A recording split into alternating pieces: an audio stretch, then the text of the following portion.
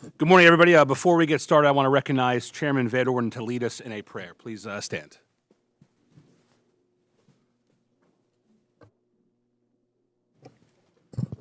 We live in very troubling times now. That is not a matter of dispute.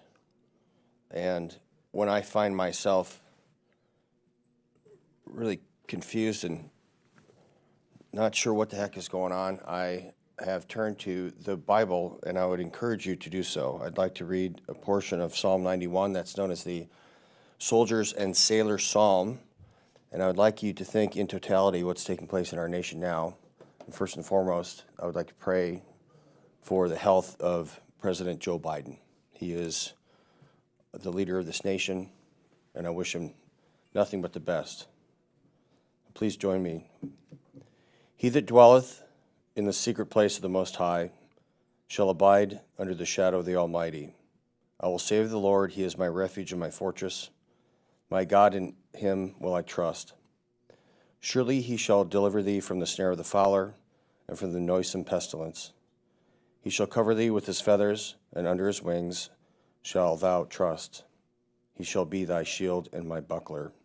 Thou shalt not be afraid for the terror by night, nor the arrow that flies by day, nor for the pestilence that walketh in the darkness, nor the destruction that wasteth at the noonday. Dear Heavenly Father, we come to you humbly and ask your gracious blessings over this nation and over the anointed leaders of this country, particularly President Biden during this time. We also ask that you give Vice President Harris strength, courage, and wisdom, and allow her to lead this nation in this very difficult time of troubles. We ask that you bless our families, we ask that you bless our communities, and that you give us the ability to conduct the business that you have chosen us to do so. We ask these humbly in my Lord's name, Jesus Christ, amen. Amen. Please remain standing as we pledge allegiance to our nation's flag. I pledge allegiance to the flag of the United States of America and to the republic for which it stands, one nation, under God, indivisible, with liberty and justice for all.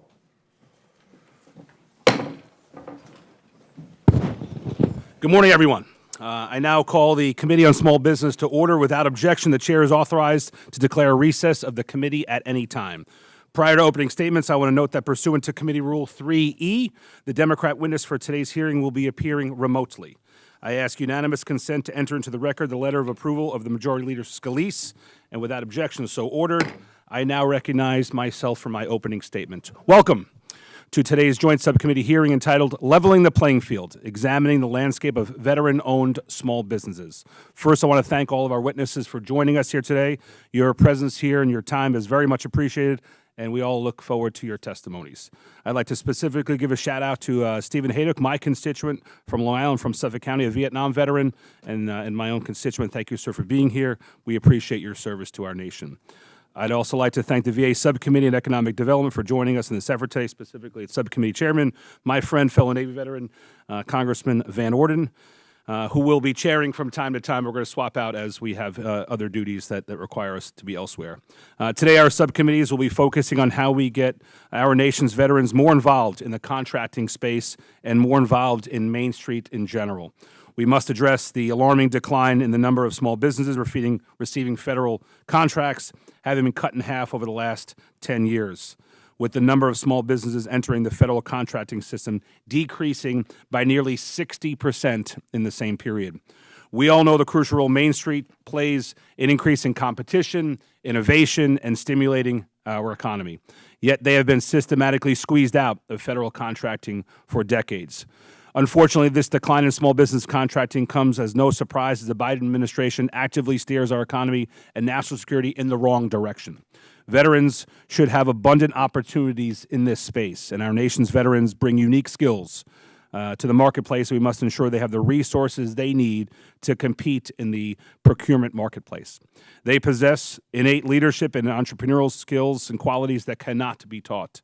Unfortunately, oftentimes when veterans attempt to transition back to civilian life, that journey can be extremely challenging. Entrepreneurship is a fantastic way for veterans to regain mission focus, but it is no easy process, especially thanks to today's current economic landscape brought to you by leaders in our administration. Veteran-owned small businesses should be able to easily operate in the contracting marketplace too. Sadly, the bureaucratic red tape, and there's a heck of a lot of it, challenge small businesses who are forced to navigate this extremely harmful and burdensome process. Needless to say, this complexity of these barriers makes it even harder for small businesses to enter the federal marketplace. For example, involvement in federal contracting requires a sufficient understanding of the long and cumbersome federal acquisition regulations, defense federal acquisition regulations, and the applicable regulations in the Federal Register. Together, these documents are over 94,000 pages long and require thousands of staff hours to read. Veterans and small business owners at large should not have to do this just to merely compete. It is our job here in this subcommittee and the Joint Committee in Congress as a whole to give veterans a fighting chance after all that they've done for our great nation. This subcommittee's mission is to create a pathway for small businesses to succeed, and that's why today's hearing is absolutely paramount. I hope today's discussion will lead to real-world solutions that will enhance the lives and realities of our veteran-owned small businesses, and I thank you once again for joining us today. Your real-world experiences will help us make meaningful improvements to ensure small businesses are fully utilized in the federal procurement marketplace. We must work together, both parties, to stop the decline of small business contracting and fight to keep Main Street open for business. With that, I yield to my distinguished colleague, the ranking member for Michigan, Ms. Skolton. Thank you, Mr. Chair, and I want to say a special thanks to the majority for allowing my witness, who I'll introduce later, to appear remotely. The major flight cancellations that we've been experiencing across the country have unfortunately impacted him and his ability to be here in person today. So he's got incredible perspective to share, and I thank you for that. I'm glad we can come together to discuss the issues facing our nation's veteran-owned small businesses, as well as celebrate their successes. We all know that small businesses are the backbone of the American economy, and veteran-owned small businesses make up a critical part of that foundation. The work these entrepreneurs do, all after serving our nation, is nothing short of remarkable. Moreover, the impact these small businesses have in our communities highlight the need for our small business administration to support them. The hearing today affords us the opportunity to examine how well we in Congress are doing our part to serve those who have sacrificed so much for this great nation. In order to determine how we can best serve our veteran-owned businesses, we need to understand where they are in the landscape of Main Street America. According to the Census Bureau data, in 2020, approximately 300,000 employer firms were veteran-owned out of a total of approximately 6 million, accounting for 5% of all employer firms. Veterans own approximately 1.7 million non-employer firms, making up about 4.8% of non-employer firms nationwide. These numbers show that veteran entrepreneurs play a significant role on Main Street. And historically, they have done so for decades. Studies also show that older generations of veterans are much more likely to be entrepreneurs compared to their civilian counterparts. However, veterans such as those that served in the First and Second Gulf Wars are pursuing entrepreneurship at a much lower rate when compared to civilians at a similar age. This is why this hearing today is so important. It's critical that we examine the barriers to entrepreneurship through the lens of these business owners to understand where the gaps in support exist. The Small Business Administration has a number of resources for veterans who are looking to start or grow their small business, making significant progress in providing guidance and resources to veteran-owned small businesses. The 7A program, for example, provided more than $1 billion in loans to veterans in fiscal year 2023 alone. Additionally, the Small Business Administration received $8.5 million in fiscal year 2024 to fund a number of programs supporting veteran entrepreneurs, such as Boots to Business, the Women Veteran Entrepreneurship Training Program, and the Service Disabled Veteran Entrepreneurship Training Program. These programs provided support to thousands of veterans in fiscal year 2023. Notably, Boots to Business alone served over 23,000 veterans, military spouses, and service members. Based on the success of these programs, programs, it's no wonder that the current administration requested $19 million for them in fiscal year 2025. These programs are just a few examples of this critical work the SBA is doing to serve our nation's veterans. However, it's also important to examine where we can do more. As with many entrepreneurs, access to capital remains a top issue for veteran-owned small businesses as well. Studies have shown that over half of veteran-owned small businesses don't receive the amount of financing they request. Over half. These realities, combined with the downward trend of young veterans pursuing entrepreneurship, highlight an area where more support from Congress may be needed. I look forward to hearing from our witnesses today with their unique perspectives on how we can address the challenges faced by our veteran-owned small businesses. Thank you all. I want to thank the ranking member for her statement for a partnership on our subcommittee together. This is one of the more functional committees in Congress that actually gets a couple of good things done, and I'm pleased that we have a good relationship. I'm going to pass the mic to my good friend who has a depth of experience. We're blessed to have some good witnesses here today who are going to help inform this subcommittee. But the subcommittee chairman from the VA committee has a breadth of experience himself, 25-year Navy man, retired senior chief combat veteran, who probably has one of the most unique senses of humor in Congress, too. So with that, I pass it to my good friend, Congressman Van Orden. Thank you, Mr. Chairman. It's really great to be here. We've got some of our staff over here from our Subcommittee on Economic Opportunity from the VA. I'd like to thank Mr. Levin, my ranking member, for being here. And I do need to note for the record, though, when anyone comes to our committee, they're given cheese from the state of Wisconsin. That's correct? You know that, Mike?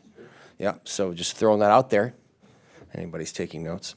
I want to thank you guys for having us today. It's incredibly important that we're here because we must work together. In our committee, we do not run a bipartisan committee. We run a nonpartisan committee. And I think that you guys have embraced that spirit, and I really appreciate that. There's so much tomato thrown around here in Congress. It's about time we do some damn work together. But veterans are the backbone of America's economy. They have been for a very long period of time. And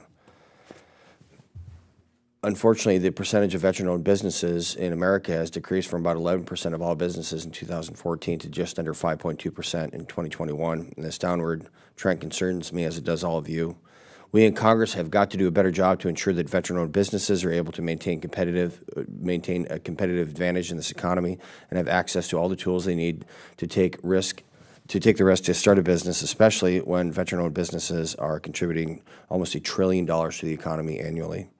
Veterans should not be left behind by the broader population when they have done so much to protect us in this room now. The Subcommittee on Economic Opportunity that I chair has worked very hard to ensure veterans have the opportunities they deserve in education, career development, and housing. And now we need to focus our efforts on ensuring that veterans can take full advantage of the programs that are available for starting and running a business. I've made improvements in the Transition Assistance Program offered to service members, one of my top priorities of Congress for transitioning veterans aspiring to own a business. The Boots to Business program has proven to be an invaluable pathway. I am concerned, though, that the future of Boots to Business program is uncertain, is because it's supposed to expire at the end of this Congress. And I implore all my colleagues, regardless of the side of the aisle you're on, to reauthorize this program to ensure our veterans have the knowledge and skill set to succeed as entrepreneurs upon departure from the service. As a former small business owner myself, I understand the difficulties associated with starting and running a small business, and I want to ensure that the TAP, Transition Assistance Program, is empowering veterans with knowledge and tools they need to make the decision that is best for them to succeed. I also want to ensure that when they leave TAP, they're aware of other programs established to ensure their success, such as veterans mentoring and networking programs, SBA assistance programs, and state programs for veteran-owned small businesses.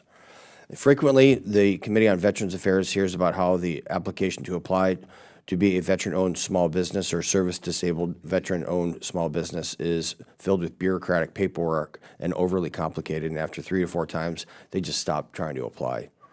During the full committee hearing in the VA last year, we also heard about the lack of opportunities in rural areas for veterans applying to be a VOSB or a SDVOSB. Wow, check that out. Huge acronyms.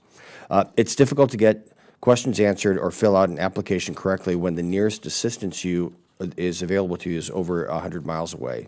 In today's day and age, these government agencies must adapt to reach veterans or anyone wherever we can, and we're going to see an example of that by the ranking member's witness we're remoting in here. Finally, the federal government has worked hard to create specific programs to help certain individuals achieve the American dream for various reasons. Ensuring a veteran-owned business receives every advantage the federal government can afford should be a priority for programs, since just 1% of Americans serve in uniform. These men and women should receive the same, if not preferential treatment when it comes to government contracting, tax breaks, and streamlining the application process. And I look forward to finding these solutions with my friends and colleagues, Ranking Member Levin, as well as my colleagues from the Small Business Committee. I'm very excited to hear your testimony today and see how we can help you better. And with that, Mr. Chairman, I yield back. Thank you, Mr. Gordon. I said before that we have some great witnesses, and we also have some great members here, too. Somebody who I got to know about 8 months ago when we worked together. He represents the Southern California, I think a Los Angeles area district. We worked together about 8 months ago to ensure that his constituent and a Navy man, Lieutenant Ridge Alconis, was, after 500-something days in a Japanese prison, was able to get home rightfully to his family. And I met Mr. Levin along the way, who was a champion in that effort. He's the ranking member of the House Committee on Veterans Affairs, Subcommittee on Economic Opportunity. Representative Mike Levin will recognize him for his comments. Well, thank you so much, Chairman LaLota, and thank you to Chairman Van Orden, Ranking Member Skolton, 3 good friends in Congress, and this is how things are supposed to work around here, and I'm really, really pleased to see us all getting together. I had the honor to serve now on the Economic Opportunity Subcommittee for 5.5 years. I can tell you it's the most rewarding work that I've done in the House of Representatives, and it has, as Chairman Van Orden said, it's been nonpartisan work, working with Gus Bilirakis and Barry Moore and Chairman Van Orden. We've gotten a ton accomplished, and I'm really excited to see this, collaboration with the Small Business Committee. This is great. We should have done this 5.5 years ago, but better late than never.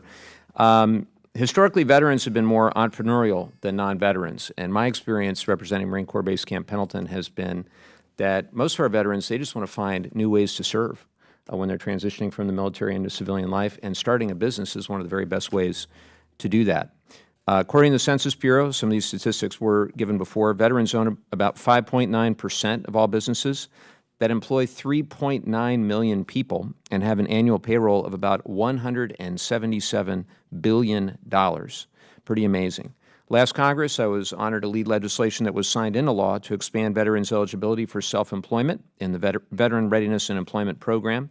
I'm really excited to work with the Committee on Small Business to support veterans who want to start small businesses and ensuring they have the resources available to support their endeavors.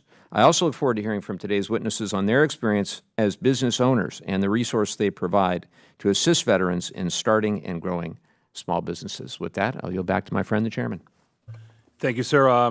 Just for time management's sake, we're going to take about the next 10 minutes or so to introduce the witnesses, and then we've been called to vote. So after that, we're going to take a brief recess so the members can vote and come back there. So for staff and witnesses, just for your time management, we're going to do about 10 more minutes and then take a break. So I want to introduce our witnesses. The first witness here today is Mr. Bill Belknap. Mr. Belknap is the president of AEONRG, LLC, located in Downingtown, Pennsylvania. Mr. Belknap founded the LLC in 2012, a general contractor providing construction and mechanical, electrical, and plumbing projects and services largely to governmental clients, including the VA medical centers. It is also certified as a service-disabled, veteran-owned small business. Prior to founding the company, Mr. Belknap served for 10 years as a global operations manager with Pfizer. Before joining Pfizer, he completed a 20-year Army career, thank you for your service, sir, including 10 years in the tank division in the United States and in Turkey. Mr. Belknap graduated from the United States Military Academy at West Point, go Navy beat Army, sir, with a Bachelor of Science, and later graduated from Wayne State University with an MBA in Finance. Thank you for your service, and we look forward to the conversation ahead. Our next witness here with us today is my constituent, Mr. Steven Hadek. Mr. Hadek is the founder and owner of Hayduk Engineering, LLC, located on Long Island in Ronkonkoma, New York. Founded by Mr. Hayduk in 1984 as a one-man operation, Hayduk Engineering has now grown to over 40 employees. In 2015, Hayduk Engineering, LLC was certified as a service-disabled, veteran-owned small business, driving even more growth for the company. Mr. Hayduk has served as the Commissioner of the Suffolk County Department of Public Works, where he oversaw a department of over 900 employees and a $160 million operating budget. A Vietnam veteran, Mr. Hadek used the GI Bill to go to college, earning his associate degree from the Suffolk County Community College before attending the Rochester Institute of Technology, where he earned his Bachelor of Science in Civil Engineering Technology. Mr. Hayduk, thank you for your service, sir, and for your travels here to Washington, and we look forward to the conversation ahead. I want to recognize Chairman Van Orden to briefly introduce our third witness appearing before us today. Thank you, Mr. Chairman. I'd like to introduce Ms. Stephanie Brown, who I've known for quite a period of time, for a long time, she says. She happens to be the widow of one of my dear friends, Admiral Tom Brown, who I served with and for on multiple continents and multiple combat tours, and he's a fine man. And I thank you so much, Stephanie, for your service and sacrifice to our country. Stephanie is the founder and chairwoman and CEO of the Rosie Network, which is a group that has been established to help alleviate some of the economic hardships that military folks have. And she has been helping hundreds and thousands of military spouses start businesses and run them so that their husband or wife can serve our country with a little less stress. So I want to thank you dearly for coming here from San Diego, California for your testimony, and I'm really looking forward to the rest of these people hearing your story and what you've done for our country, ma'am. And with that, I yield back. Thank you. I now recognize the ranking member from Michigan, Ms. Skolton, to briefly introduce our last witness appearing before us today. Thank you so much, Mr. Chairman. And again, thank you for allowing this witness to appear remotely. Delighted to introduce our final witness, John Tellier. Mr. Tellier is a constituent of my district in Michigan's 3rd Congressional District. His company, JetCo Solutions, is based in Grand Rapids. It assists other companies in entering the federal marketplace to bid on government contracts. JetCo Solutions provides research proposal management, grant writing, and business development for businesses, helping them win contracts valued at over $4 billion. Mr. Tellier is a former paratrooper and combat veteran retiring from the Army after 23 years of service as a lieutenant colonel.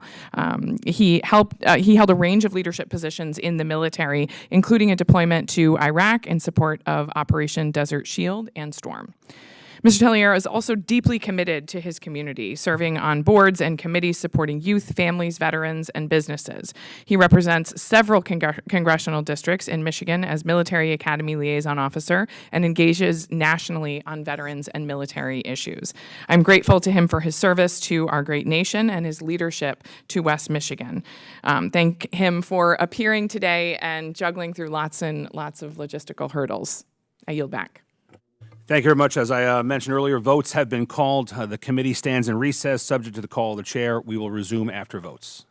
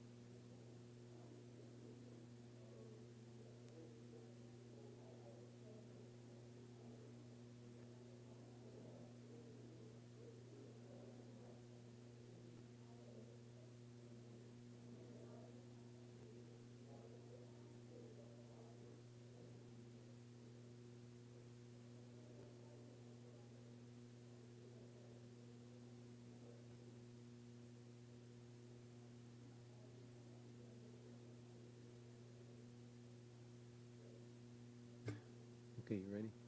Okay. The committee will now come to order, and we will pick back up with the witnesses' testimony. Now, before recognizing the witnesses, I'd like to remind them that their oral testimony is restricted to 5 minutes in length. If you see the light turn red in front of you, it means your 5 minutes have concluded, and you should wrap up your testimony. And if the red light doesn't faze you, you'll hear this, okay?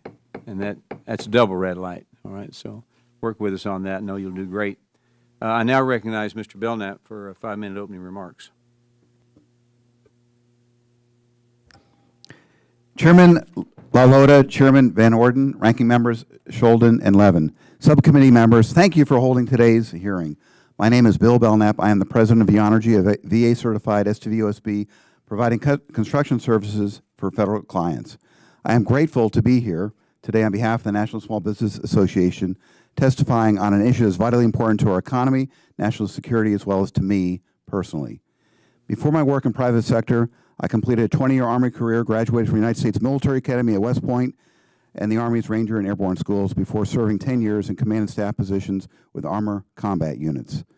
Subsequently, I spent 10 years in the Army's Acquisition Corps, serving in positions as Construction Contracting Officer, Deputy Army Installation Commander, Assistant Project Manager of the M1A2 Abrams Tank. I culminated my career as Director of the Army Science Board in the Pentagon. My dream job, however, was starting and growing my own company. The training, assignments, and experiences I received in the military were a catalyst to becoming a veteran entrepreneur.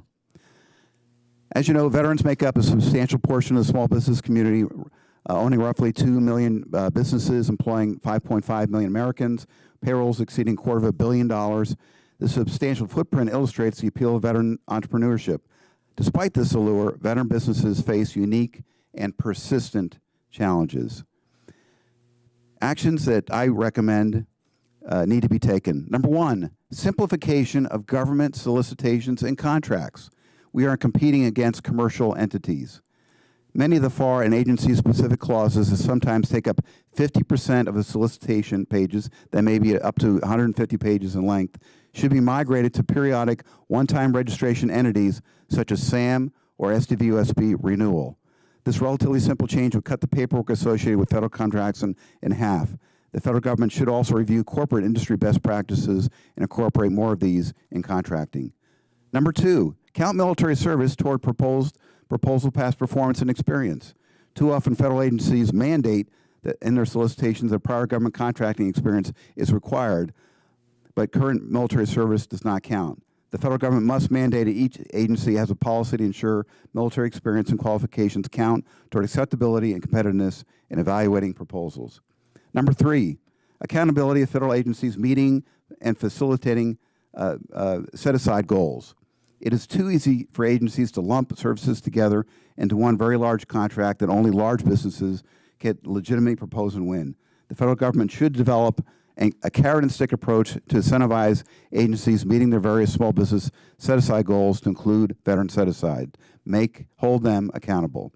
Number four, promote veteran entrepreneurship mentorships. Leaving the military is a culture shock to many. In the military, servicemen and women are told where they will serve, what they will wear, how to address their superiors, etc. A veteran entrepreneur would greatly benefit from mentoring by another veteran who has successfully transitioned. Congress should mandate SBA or VA organize a task force to develop veteran entrepreneurship mentorships. Number five, self-reporting performance. All agencies incorporate modern, most efficient acquisition best practices. During the execution of federal contracts, agencies should emphasize contractors' self-reporting of their performance. Most companies take great pride in their work and want to earn the agency's trust and confidence. Number six, agency acquisition training. Standardization and incorporation of modern acquisition best practices and similar contracting and contract management methods among all agency officials will promote the liquidity of veteran entrepreneurs to serve during different agencies and increase the flow of talent among them. And number seven, increase maximum SDVUSB sole source thresholds. Use 8A regulations in SDVUSB sole source award.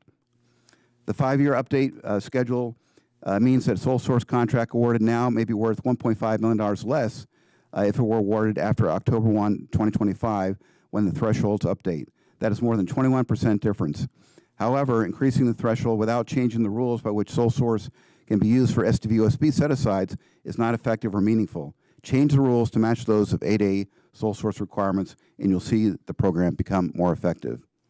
In addition, this suggestion from the NSBA I would also encourage committee to look into development of VOSB set-asides.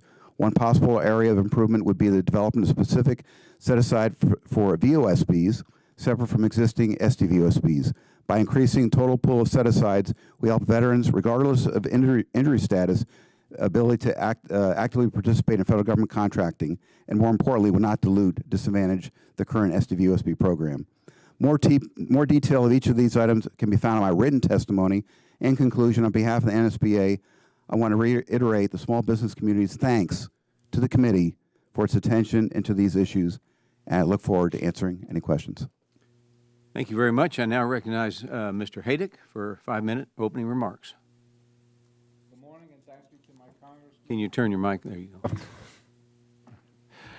Good morning, and thank you to my Congressman, Nick LaLota, and to all of you for inviting me to appear before you today. I enlisted in the U.S. Army in 1968 and served as a helicopter crew chief in the Army's 57th Assault Helicopter Company in Vietnam, known as the Gladiators. I returned home, attended college on the GI Bill, and founded my own consulting engineering firm in 1984. Hayduk Engineering is both a New York State certified service-disabled veteran-owned business as well as a federally certified service-disabled veteran-owned small business. Our company is well respected on Long Island in New York and has grown significantly as a result of the SDVOB program. Under the state program, however, all contracts issued by any state agency include a set-aside of about 6%, usually 6%, for service-disabled veteran-owned businesses. Under the state program, prime contractors have no choice but to seek out an SDVOB to serve as a subcontractor, or subconsultant in our case. Our firm gets inquiries every single week from companies pursuing contracts with the state, asking if we will agree to be part of them on their teams. And many of these are very, very large contracts beyond the size that we would go after as a prime. Getting work under the federal program has been much more challenging. So I wanted to emphasize I'm not here to criticize the federal program, but instead to offer my observations about the differences between the state and the federal program and how the federal program might benefit from following some of the examples set by the state program, which has been extremely beneficial to my firm. The federal program apparently does not include the same requirements as the New York State program for winners of all contracts awarded to include an SDVOB on the project team. Under the state program, our firm has been awarded hundreds of engineering contracts, helping to create dozens of jobs at Hadek Engineering and helping to grow our firm from less than 10 employees in 2015 to nearly 50 today. Under the federal program, we have been awarded one contract for technical design of an upgrade to the sewage treatment plant at the VA Medical Center in Northport, New York. We completed that work successfully, and we have a great working relationship with the staff at VA's Northport facility. We would like to provide engineering support for other federal agencies that operate on Long Island, and I did a quick search, and we came up with a list of about 20 other federal agencies that we're aware of. Our firm is well respected, has been recognized for the high quality of our work on many levels. We're notified regularly by local governments about opportunities for new work as it becomes available. Receiving the same type of notice about federal procurements in our region would be helpful. Instead, our staff is left to attempt to identify pending federal projects by navigating their way through the federal procurement notices on the Internet. That system, sam.gov, is more complicated than it should be. The search engine is cumbersome, and when you apply different search filters to try to identify opportunities by region or by business classification, it either yields sometimes many irrelevant results or sometimes very few results, but not often are they applicable or relevant to our type of business. Because it uses a national database, our staff are searching through projects all over the world that we could never pursue. For small businesses, paying staff to dedicate that type of work hours to that process is not an efficient or cost-effective use of resources. Another issue that's common to the program is intended to help small businesses is the need for sustained economic growth. If a program helps create dozens of new jobs, we should have a shared goal of making sure that the people we hire can rely on those jobs to continue. The issue I'm raising is the need for a transition period for businesses that do grow as a result of the program. Right now, there is no glide path for a transition to protect the business and its employees in the event that the veteran owner passes on, retires, or leaves the business. The intent of the program is to help businesses expand and create new jobs. But if a state SDVOB or a federal SDVOB SB certification is lost abruptly, the business could face instant reduction of workflow, meaning instant loss of jobs for those who have benefited, but also for all the employees that work for that firm.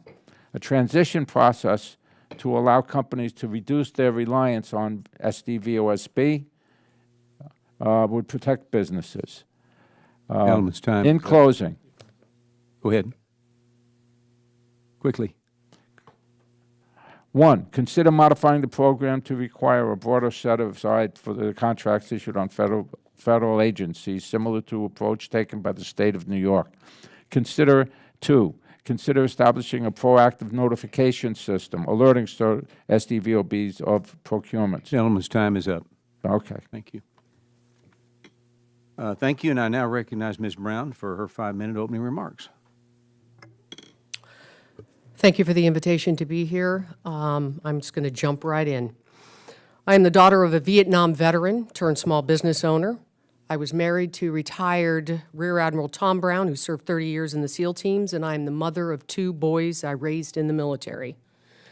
I founded the Rosie Network after Rosie the Riveter over 12 years ago, and since then, we have provided our national award-winning, college-accredited Service to CEO program and mentoring to tens of thousands of transitioning service members, veterans, and military spouses, those that are seeking the American dream of small business ownership. We represent over 30,000 veteran and military-affiliated small businesses around the globe. While we serve active duty veterans and military spouses, today I would like to speak on behalf of the 48% of military spouses who have chosen small business ownership and entrepreneurship as a viable and portable career. Why? Because despite our best efforts, military spouse unemployment and underemployment, described by DoD leaders as a national security crisis, has remained statistically unchanged for over a decade. At 20 to 24%, the unemployment rate for military spouses is 4 times higher than that of the national average. The cost to American taxpayers is between $700 million and $1.2 billion a year. More importantly, it causes financial insecurity and stress on our military families and impacts mission readiness, retention, and recruitment. When we are employed, we are paid up to 25% less for the same job as our civilian counterparts. However, small business ownership is changing the landscape for military spouse employment, but we need your help. Based on the U.S. Military Spouse Chamber of Commerce internal data from over 4,000 of its members, we know that 87% of our members are women, 80% are married to spouses who are still serving. Collectively, they employ over 120,000 people. 80% of those are fellow military spouses and veterans. And they generate over $1 billion a year in revenue. The top challenges, you mentioned earlier, access to capital. 88% of our members are self-funded. Of the 12% that sought funding, 90% were turned down. Financial institutions often view military spouses as less than favorable due to our nomadic lifestyles. Lack of mentoring and training. Right now, the Rosie Network has a 6-month wait list because we lack the resources to provide and hire more qualified instructors. Rather than the government building yet another program that very few attend or would recommend, Why not support service organizations who are doing the hard work on the ground? Hold them accountable, yes, but please do not make these reimbursable grants that are often paid up to 90 days later. No for-profit company would be expected to operate on those terms. 73% of military spouses want government contracting opportunities. Military spouses need to be designated as an economically disadvantaged category. That will open us up for access to capital, contracting opportunities, and other resources. I'd like to give a shout out to the Army's Office of Small Business, who right now today are actively doing business with military spouse-owned companies, and they're tracking their spend. We need more federal agencies to step up. No federal agency will get credit for military spouse spend unless we are recognized. 3 years ago, the Military Spouse Chamber rolled out the first industry standard certification for military spouse-owned enterprises, which we offer for free. Today, we are the top 2% fastest growing chambers in the country, and a number of Fortune 500 companies recognize and accept our certification. They actively want to do business with military spouses. If the private sector will not accept self-certification, why should the government? There needs to be reciprocity with vetted third-party certifiers. Military spouses have earned a seat at the table through our silent service and sacrifice on behalf of this nation. In my many decades in this space, not one service member or veteran has ever said to me, "Don't help my spouse." In conclusion, investing in our military spouse small business owners is an investment in our military families. It's an investment in our country and our economy. Thank you, and I look forward to your questions. Thank you very much. And now we recognize Mr. Tellier for 5 minutes. How do we have him set up? Okay, Mr. Tellier.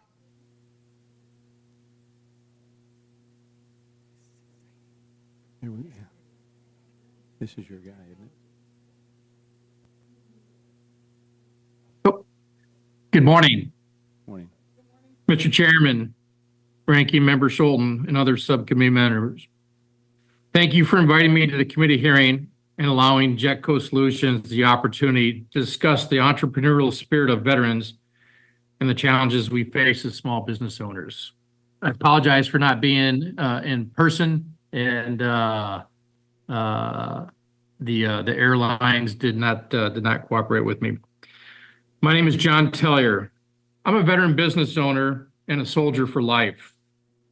My soldier journey began as far back as I can remember, a young boy playing with green Army plastic men and keeping a score sheet of Army trucks and Jeeps I sighted during my annual visit to see my father at Camp Grayling in northern Michigan. Football allowed me to attend the United States Military Academy in 1985. That was the same year Army beat Michigan State in the inaugural Cherry Bowl at the Superdome. Ironically, my journey began at the same leadership institution as my namesake, John Edward Bockavoy, who was the U.S. class of 1957, and a friend my father served with in Vietnam. This learning experience was then followed by training at the Army's Airborne and Ranger School. My first assignment was with the 3rd Armored Division in the Federal Republic of Germany, where I was to witness the fall of the Berlin Wall and the curtailment of communism. I also deployed to Iraq in support of Operation Desert Shield and Storm, and very proud to participate in the offensive in response to Saddam Hussein's invasion of Kuwait. I also had the privilege of defending America's freedom as a member of the 82nd Airborne Division. We had several 2-hour recall notices, and I exited active duty in the summer of 2000 after 8 moves and 11 years, achieving the rank of major. Some might say this is where my journey stops, but actually a new chapter was forged. My transition from the Army was a blur. My boss insisted that I work 12-hour days up to my out processing time, forcing me to go on sick call in order to buy a suit for interviews. I landed in Kalamazoo, Michigan, and began working for a large multi-billion-dollar company. After a divorce and a move to Grand Rapids, Michigan, I worked for a small manufacturer. In 2005, I was let go as the automotive industry took a dive. Faced with 6 months of unemployment, $214 a week in subsidies, a kid in travel hockey, private school tuition, and no real job opportunities, I made the decision to start a business. Echoes of, are you crazy? And do you know what you're getting into? To why can't you just get a normal job were commonplace. In the early years, there were few supporters. After developing my business plan, I briefed the cadre at the Small Business Development Corporation, commonly referred to as the SBDC. It went so bad that I almost decided to look elsewhere. Undeterred, I made changes and updates and continued on my purpose of starting a business that would sell packaging supplies to the Department of Defense. Shortly afterwards, JetCo received its first order, a $14,000 purchase order to McAllister Army Ammunition Plant for ammunition bags. But how was I going to pay for it since JetCo did not have a line of credit or any significant savings? Jim Feeney, previously he had tried to hire me, told his staff to grant JetCo a small line of credit. And we were able to get our contracting officer, Susan Eva Wade, her ammunition bags on time. Similar instances occurred with the Census Bureau, the United States Department of Agriculture, the federal prison industries, and at last count, today, over 248 different state and local agencies. My military training and experience was invaluable for problem-solving analysis. My mindset of this, it fails in comparison to any patrol in the mountains of Dahlonega, Georgia, or blocking positions near Basra helped me get up and go out and compete every day. But I could never do it alone. My business partner and spouse complements my strengths and weaknesses. PTAC, now known as Apex, was 20 extremely seconds, helpful. Mr. Tellier. Today, I believe I'm leaving the American dream. I still worry about payroll, taxes, and healthcare. I'm glad I was fired in 2006 and forced to think creatively and start JetCo as a matter of survival, an accidental entrepreneur, if you will. I am truly appreciative of all the programs, incentives, and assistance we have received in our 18 years of business. In some way, I feel like today is payment for serving in the Army and protecting our freedom, both in peace and war. My hope is to pay that debt forward and that the next generation of veteran business owners share the same success we have and are afforded even greater opportunities and resources. Thank you. The reason I mentioned 20 seconds because he asked for that, okay? So I didn't want you to think we were doing anything different. I'll now move to the member questions under the 5-minute rule. I recognize myself for 5 minutes. For the last 10 years, I've had the privilege of representing Fort Hood, Texas, better known today as Fort Cavazos. During my many visits to the base, I found it was not only the brave soldiers serving our country that are interested in pursuing entrepreneurship, but also their significant others. Ms. Brown, your efforts to help military spouses are very important. And can you briefly discuss some of the major challenges military spouses face as small business owners? Thank you for that question. As I mentioned, access to capital is, of course, a big challenge, like it is for veteran-owned. Banks are hesitant because they're often, they look at their resume, they see gaps in their resume. 90% of those that did it, of our membership that did attempt to get funding were turned down. So they see a nomadic lifestyle, access to capital. Also, when it comes to, we find that over 70% of our military spouse members want to do business with the government. So getting access to capital, getting access to some of the training and resources that are available to veterans, by designating, giving military spouses that designation of a economically disadvantaged category will open that up to them. So I would encourage the committee to consider that. It was attempted before, and we were engaged in that effort. It was the same time the SBA was taking over the CVE, the veteran certification, and they felt that they couldn't manage both. But I believe that now is the time to recognize our military spouses. It just makes a stronger military family. So, thank you. Mr. Belknap, there are some programs like Boots to Business within the SBA, and we've talked about this morning, that look to teach service members the basics of running a small business. However, I have noticed that many veterans often turn to their friends and the people they served with for advice as they look to enter the private sector. So can you describe the work you do in helping other veterans navigate small business ownership? And what advice would you have for service members who are considering taking the leap of faith and start their own small business as they embark on their next chapter? Thank you, Mr. Congressman Williams.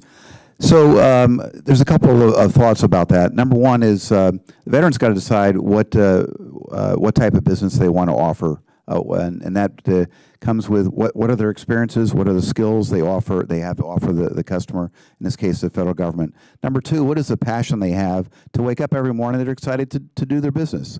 Once they have those two, of course they need to come up with a business plan.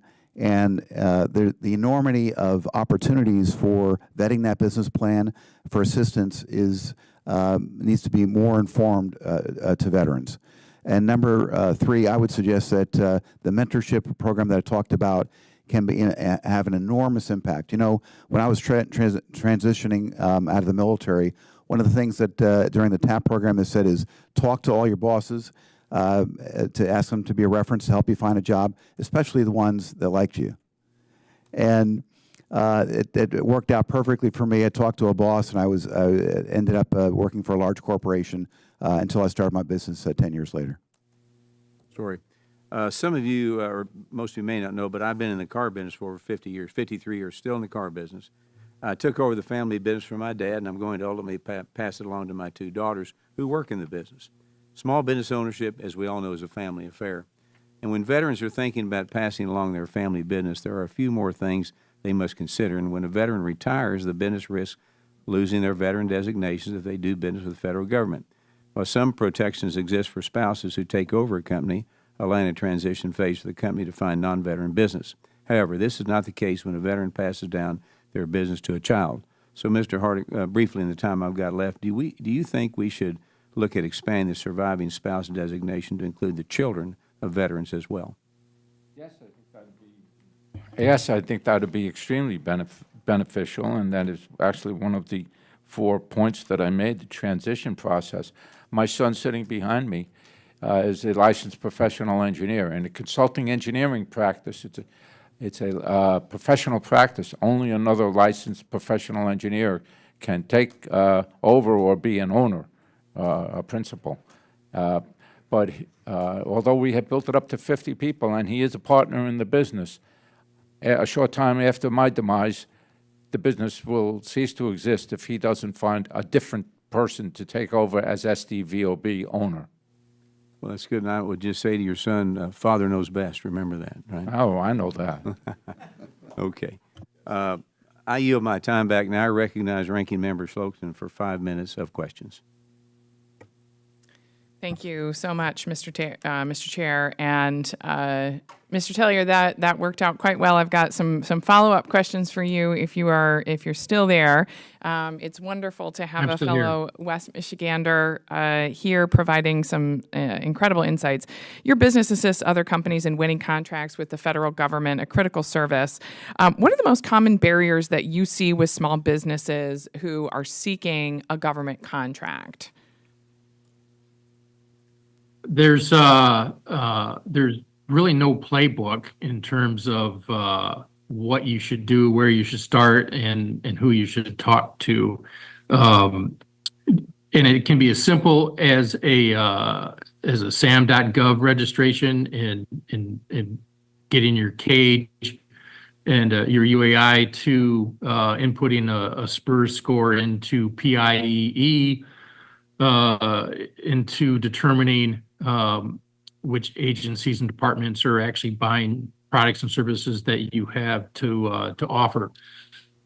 And then you're asked to write a multi-volume proposal to respond to an RFP or a solicitation. And there's, unless you hire somebody to specifically do that, you're relying on your own skills. So it's in my mind, it's almost like trying to eat an elephant and trying to figure out where to start. And there's multiple access points, but I think that the enormity of the information is definitely a barrier to small business owners. And specifically, do you feel that veteran-owned small businesses face those same challenges to a greater or lesser degree, or about the same? Veteran-owned small. I think that I think veteran businesses have the same challenges as small business owners. I would like to potentially see, and there's been lots of testimony about the different set asides and small business goals and diverse goals. But really, I think veteran businesses, if we had more access to capital and the ability to fund, and it doesn't have to be an insurmountable amount of money, but right now we help veterans buy homes. Could we help them subsidize a business venture, and then talent and finding people and getting them to participate in your business? Thank you so much. In my remaining time, Ms. Brown, I actually wanted to ask you a couple follow-up questions. I appreciate your testimony so much and your incredible service to our country through your family, all of you, your incredible service. I wanted to go back to something you said, that just the remarkably high unemployment rates among military spouses, and how you said that it contributes generally to an overall sense of instability and military readiness. I can see clearly how that could be the case. I'm wondering if you could share, a few stories to help us for the record here as we continue to look for ways to support heroes like you. Well, thank you, and thank you for that question. I can certainly share my own personal story, but I have many others. I was a small business owner here in Washington, D.C. On that fateful day that I met what would become my husband a year later. He received orders overseas to take command, and I had to exit my business. So I exited my business at a loss, and then moved overseas and found myself unemployed and unemployable. I can tell you that while I proudly served alongside and supported my husband's service to the nation, you can't help but have it impact your marriage when you are, trying to find a job and you can't find one, and you have no place or purpose, and money is tight, and then kids come along. So I do think it impacts marriage, and we know statistically that it impacts retention and recruitment. And I think that all we're really looking for is an opportunity, a seat at the table. And when I noticed other military spouses that were unemployed like me, it became my goal to then help them. Look, you have a college education, you have a skill set, you have a passion, turn that into a business, right? You're a teacher, you're licensed, you can't get a job teaching, I'm gonna help you turn it into a business. And we've done that over and over and over again. So it's been an absolute honor, and some of the stories and people that we've helped, it's just, could write a book about it. Thank you. Thank you. Sorry, I went over. No, that's very, very helpful testimony. I really appreciate you being here today. Thank you. I yield back. Lady yields back. I now recognize the distinguished Chairman Van Orden for 5 minutes of questions. Thank you, Mr. Chairman. Mr. Hadek, you've been very clear that you have not come here to criticize these federal programs, and I would like to take that burden for you. You sat here and it's amazing that you're praising the acumen of the government of the state of New York and their ability to make sure that veterans are employed in comparison to the federal government, which is, without using vulgarity, I don't know how to describe the federal government's process at this point. So I just want to ask you some stuff. Ranking Member Levin and I were responsible for the Transition Assistance Program, and that's how I've chosen to try to prevent veteran suicide, taking people that are productive members of the military and then immediately transitioning them to productive members of society writ large as civilians. I think it's that 24-month window where our men and women decide to take a permanent solution to a temporary problem. And so I really want to know, I'm going to ask all three of you this, how do you think that Mike and I can change the transition assistance program using your subject matter expertise? Because we don't have to ask the DOD, we can tell them. What could we possibly do if you could just have a couple suggestions that Mike and I can take back to our subcommittee and put that into the TAP program so that we can help our veterans become productive members of society? And I'd like to write these down if that's okay. Mr. Belknap? Sure. Thank you, Congressman, for this opportunity. Yep, thank you, Congressman, for this opportunity. A couple of thoughts. Number one is transition program that you helped founded is amazing and incredible service to our departing veterans from the service and transitioning into the commercial world. I mentioned, talked about mentorship and how that helped me find a job, a corporate job after I exited. I would suggest that a similar way can happen with encouraging veterans to become entrepreneurs after they leave as well. And what that takes is a couple things. It takes, number one, their realization that it's another way to serve their country for all the right reasons. We need a strong industrial base, and they're contributing to our security in another manner. Sir, I do not mean to, Sure. to cut you short, but the coach there is going to whap me with that gavel if we don't hit it. So I got small business mentorship. Do you have another one? Sorry. That's all right. Do you have another suggestion? Yes. So the mentorship is huge, and letting and informing, encouraging veterans that there's another way to serve their country. Very well. Thank you. That's huge. Mr. Hadek? Do you have any specific recommendations for Ranking Member Levin and I to bring into the TAP program? With respect to transition you're talking That is correct, sir. I really don't know what the answer to that is. One of the things I discussed with Mr. LaLota's staff when they called, and I spoke with them, it's a vexing problem, especially in the case of a professional practice. But I do think that there should be some consideration of being allowed to keep the designation of SDVOB going for a significant period of time that could allow the firm to continue to exist, both to members of the family and or to others that you may have started to transition it to. Sir, thank you very much. I'd like to give Ms. Brown a minute. Ma'am? Thank you for that question.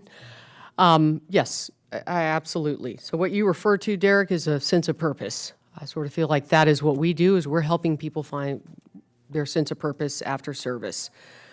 First of all, I've been to TAPS. They do offer an optional session on entrepreneurship. In my experience, whether it's good or not totally depends on who's teaching it. I've literally been in one, ended up stepping up and teaching the class myself because the person that was assigned to teach it had never started a business and didn't really know what they were talking about. They were regurgitating government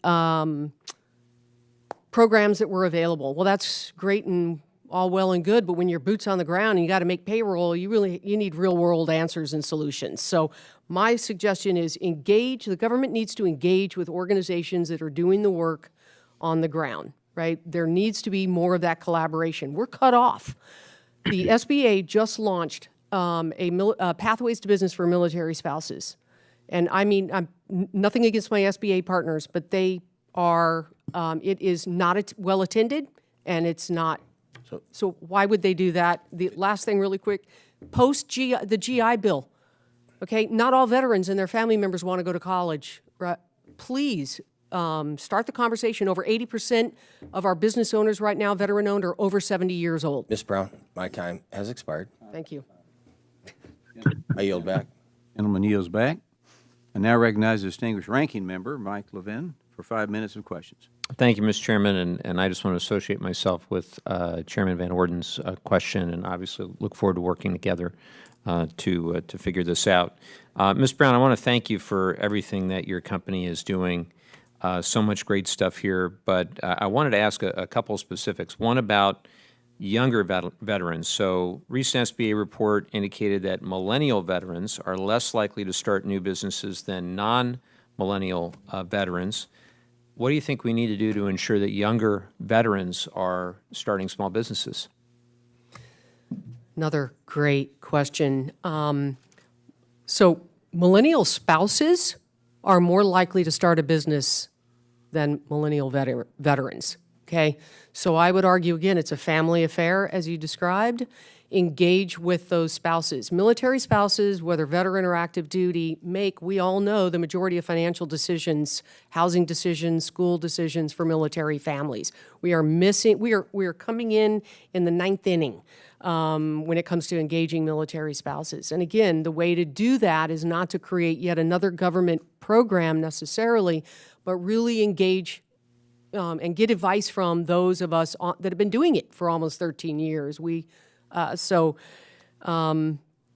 think that's a huge part of it. And the younger ones are, they have a lot of advantages that the older folks like me in my 60s didn't. We didn't have access to the internet or e-com and all that kind of stuff. That's really what they're gravitating toward. So build the TAP program and that training program to be meaningful to them, right? To meet them where they are.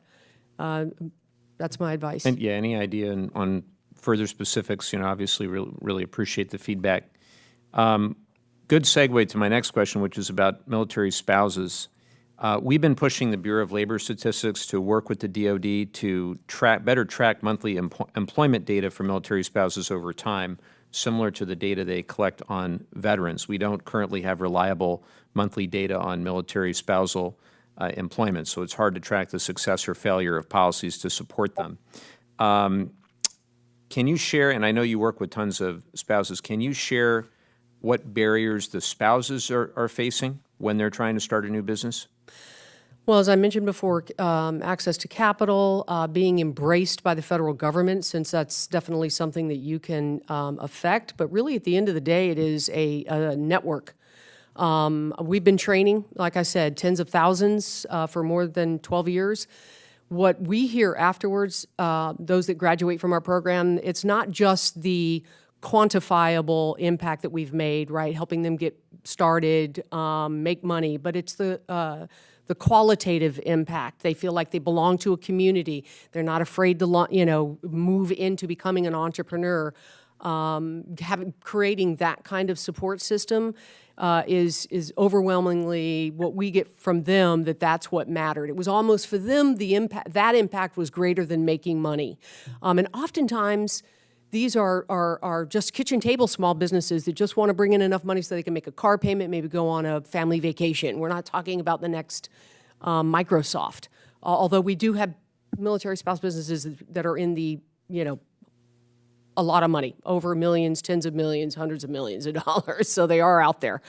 So I hope did that answer your question. Helpful. I'm going to turn to Mr. Tellier. Can he hear me? Maybe. There he is. Hello, can you hear me? Maybe not. I think we're having communication trouble with Mr. Tellier. I can. Oh, there. Oh, can you hear me? I can hear you. All right, I'll go as fast Yes, as sir. I can. I can hear you. So your company is a service-disabled, veteran-owned small business, helping other businesses obtain contracts with the federal government. Congress passed a law late last year eliminating the ability of a small business to self-certify that it meets all the requirements of a service-disabled, veteran-owned small business. So question for you is, have you heard any concerns about SBA requiring businesses to submit their request for certification by this December, when the SBA currently has no process to allow service-disabled, veteran-owned small businesses to submit an application? Yes, it's problematic if you're requiring certification and the body is or the agency, it does not have a mechanism for you to certify. I went through certification. Out of time, maybe we can take this back for the record and work on it, and appreciate it, and yield back. Gentleman yields back. And now I recognize Representative Malloy from the great state of Utah for 5 minutes. Thank you, Mr. Chairman. I'm a member of the Small Business Committee, so I'm interested in keeping main streets vibrant and economies vibrant. I'm also interested in supporting veterans so they can thrive after service and military families so they can thrive during service. I am not a veteran. 2 of my 4 brothers are. And I've watched my family go through multiple deployments. I've seen my brothers navigate 2 very different educational situations, one educated by the military, the other one having his education constantly interrupted by deployments. And I've watched my 2 sisters-in-law navigate very different family situations during service. And so I want to say thank you for being here. Thank you for talking about this. It's really important. We thank veterans for their service all the time, and I think one of the best ways we can thank veterans for their service and their families for their sacrifice is to make sure that you can thrive in our economy. So, since this is something that my colleague, Mr. Van Orden, has a lot more experience with, and I know he had questions he didn't get to, I'm going to yield the rest of my time to him to follow up with you on the rest of the questions he has so that we can get the right answers. Thank you. Lady Yields. I thank the gentlelady. As I said, Mr. Levin and I are on the Economic Opportunity Subcommittee for the VA, Mr. Hadek, and what we've noticed is that the VA is, at its core, the bureaucracy is incredibly incompetent. I get all my health care through the VA, including these raging glasses, and everybody that cleans that VA facility, to the folks that check you in on the desk and provide medical care, are aces. They're just, I'm so proud of them. But when we get up to DC, it becomes convoluted. So the VA is so dysfunctional that veteran suicide is increasing, although we've given them $120 billion since 9/11. So they recognize their dysfunction, and they started something called the Staff Sergeant Fox Grant Program, where we give the VA money, and then they find organizations that are functional, and they give the money that we give them to the organizations that are actually doing the work. And although I do not encourage this, I would not like to be an enabler, I'm wondering if the small business, the SBA, were to have a program like that was specifically designed to cater directly to veteran-owned businesses as a clearinghouse to kind of skip all the rest of this noise and the static that we hear. Do you think that that would be beneficial to you guys? I'll start with you, Mr. Belknap. I can see some benefits to doing that, certainly. I think that a lot of this is awareness. Veterans have to make veterans aware of the programs that are out there. There are enormous amounts of opportunities. You know, SBA, SBDC, VOBC, et cetera. So they need some awareness to it. And they also need some more awareness to some of the civilian organizations that offer free counseling and facilitation of veterans to start businesses, like NSBA, like National Veteran Small Business Coalition. I'm on the board of both of them. You know, if somebody asked me for a scholarship to join the organization, as a board member, I wouldn't hesitate to help them. And I know others feel the same way. Mr. Hadek? I believe that this falls right into a project that we have a proposal into the VA right now for privatization of the operation and maintenance of the VA wastewater treatment facilities at Northport. I was in government for a 5-year stint as the Commissioner of Public Works, as the Chairman had mentioned, and I think that there are many ways in which the private sector could do some of the work that government does better than the government does, and there's some things that we shouldn't be involved in. But I do think that there are things like that would work very well. I would love to follow up with you. Ms. Brown, do you think that it would be beneficial if the SBA had a cadre of people that are specifically assigned to helping military veterans and active duty servicemen and women to get grants and facilitate starting and running small businesses, ma'am? And military spouses, of course. Absolutely. Yeah, I'm married to one, or was. I mean, I'm still married to her, but I'm not in the military any longer. Did you hear that, Sarah? Write that down. That's called a veteran spouse. And yes, absolutely. I mean, again, nothing against, I work closely with the SBA's Office of Veteran Business Development. I have applied multiple times to be on their advisory council and have been turned down every time. As far as I know, they've never had a military spouse on that, so that's one issue. I also, again, as I mentioned, there are the majority of, sorry, I'm looking at the time.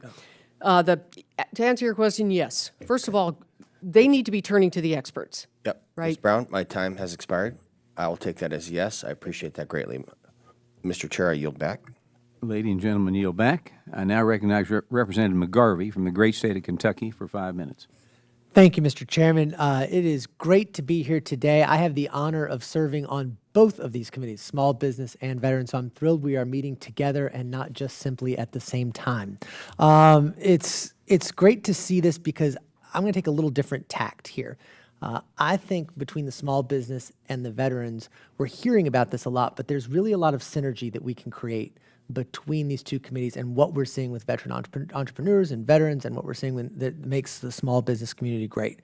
Because I know I'm a little bit preaching to the choir here, but small businesses not just are the backbones of our economy, they're the ones who are spearheading innovation in this country. They produce 14 times more patents than large businesses and universities, and they employ nearly 40% of America's scientists and engineers. Now, of course, why are they more innovative? They're more innovative in large part because they're more agile than these larger companies. They have the incredible ability to execute new ideas quickly. And I think these two committees should consider how we build the best qualities of small businesses, especially that innovation, into federal agencies. And I think we should start with not just veterans, but the Veterans Health Administration. The VA should embrace the opportunities to leverage small, innovative business solutions that can expand and go beyond contracting preferences and entrepreneurship programs we've heard about today. We should give the VA a fifth mission: innovation. Think about it. The VA is the largest integrated healthcare system in the country. It serves over 9 million veterans, caregivers, and survivors. The VA is also a massive medical research institution with billions in both public and private funding each year, spearheading discoveries and health impacts of things like toxic exposure, brain injury, and trauma, as well as developing novel treatments for a variety of cancers and other chronic health conditions. VA is also our largest medical training organization, training more than 75% of practicing clinicians in this country. But the VA cannot do this alone. There needs to be a complementary relationship between small businesses and large systems like the VA. One brings agility, the other brings scale. So, Mr. Tellier, if the VA adopted innovation as a fifth mission and was empowered to develop and invest in solutions with small businesses more effectively, especially service-disabled, veteran-owned small businesses, who know the veteran and caregiver challenges best, what would that mean for the SDVSOBs? I think it's another opportunity for them to pursue a federal contract, especially with being technology related. And there are several programs out there right now, the Small Business Innovation and Research Grants, that could be a model that you could use to develop opportunities for SDVOBs to partner and pursue technology opportunities. Just a follow-up question, because this traditional FAR-based acquisition, it offers helpful service-disabled veteran-owned small businesses preferences, sole source and set-aside options, but those preferences are still difficult to understand, access, and navigate. What are some of the hardships that veteran-owned small businesses face when seeking out a partnership with the federal government? They don't necessarily understand what the requirements are, and if the requirements are well documented. In many cases, they don't have the depth and breadth of providing the entire solution, and so I think it was mentioned earlier that SDVOBs in many cases can't pursue very large contracts, and so maybe if we take bite-sized pieces in terms of scale and deployability, that might be a better course of action. Thank you. And just with 30 seconds we've got left, Mr. Belknap, I'll ask you the same question about those SDVOSBs. What are some of the hardships they face when seeking out these partnerships with the federal government?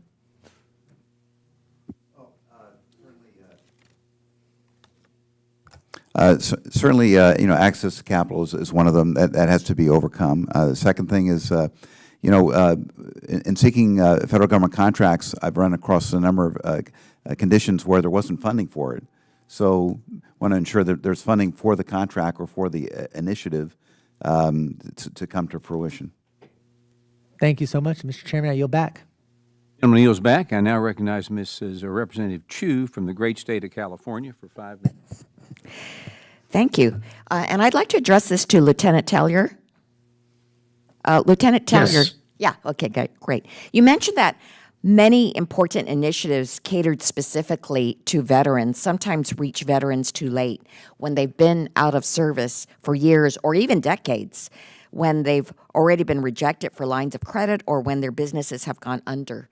Can you talk more about the importance of reaching veterans who have long since transitioned from active duty? What are some ways that we can better reach this population? Yeah, that's a great question. And I've observed this just recently where a veteran and a service member who spent 30 years in the service, retired, and then what they do is they find themselves on an island, if you will. And I think if you look at the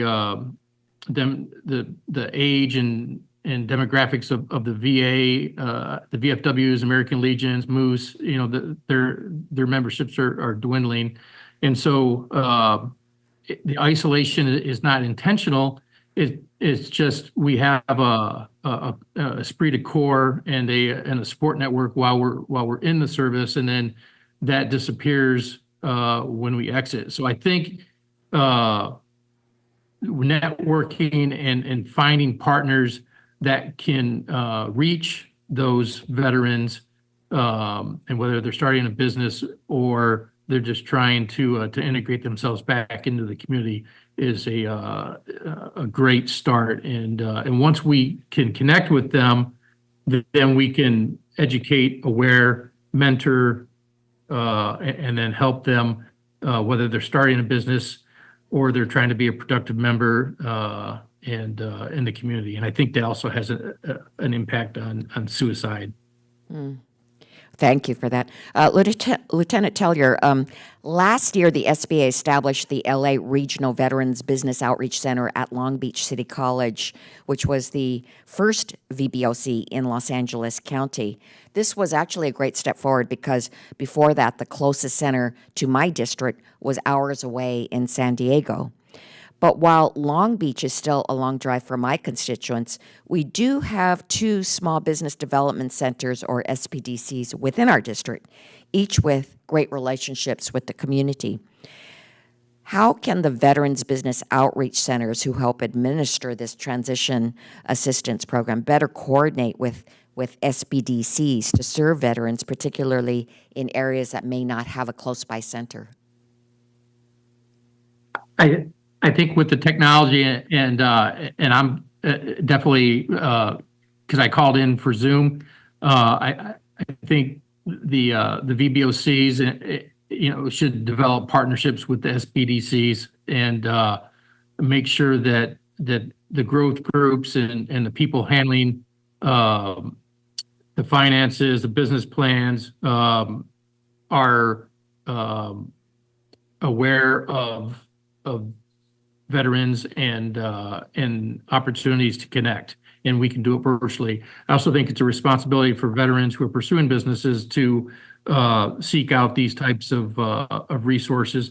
And I also throw the APEX in there as maybe a common glue. And so if we're all kind of working together towards a common goal of helping veteran entrepreneurs, I think that that's a good way to do it. And they don't necessarily have to come face to face. We can do it virtually. Got it. Lieutenant Tellier, as a small business owner yourself who is a veteran and someone who provides assistance to so many small businesses, can you talk about the obstacles you've seen veterans encounter in accessing capital? This is why I'm a big proponent of Community Advantage, which specifically serves veteran-owned businesses.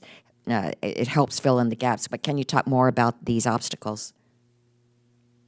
Yeah, absolutely. And the SBDC was actually instrumental in us achieving a line of credit where they actually helped us interview prospective financial institutions and then ultimately make a decision on a line of credit.